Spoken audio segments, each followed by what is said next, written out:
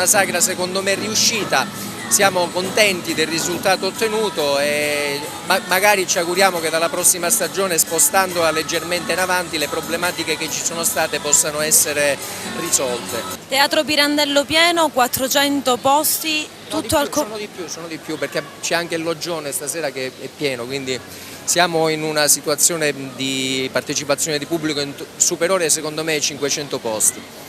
Tanta gente è ancora fuori? Sì, e purtroppo come avevamo detto è l'ingresso a esaurimento posti, quindi non si potranno accontentare tutti, ma le nostre difficoltà sono quelle che sono, non abbiamo il palacongressi purtroppo e quindi non siamo in condizioni di poter ottemperare a questa problematica che c'è. Il palacongressi era di 1200 posti? Sì, già sarebbe quasi il doppio.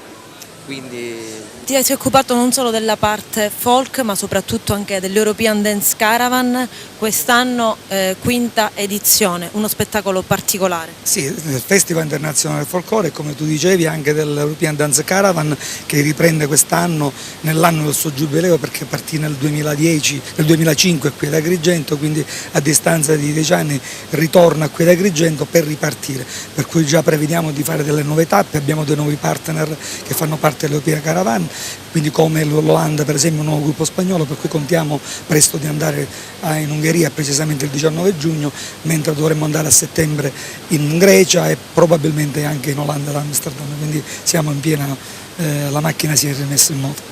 Abbiamo lavorato molto per questa edizione della Sagra che è un'edizione bagnata ma per certi versi fortunata in quanto sostanzialmente è ben riuscita con tutte le grandi difficoltà non solo organizzative ma soprattutto economiche. E con voto a questa sagra c'è qualcosa che si poteva cambiare?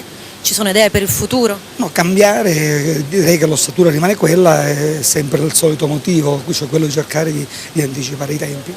La conferma che la sagra va fatta, la conferma che gli agrigentini ci tengono, la conferma che la sagra è una bellissima manifestazione di grande fratellanza, di grande comunione di popoli e quindi un augurio che la sagra continui sempre e sempre meglio.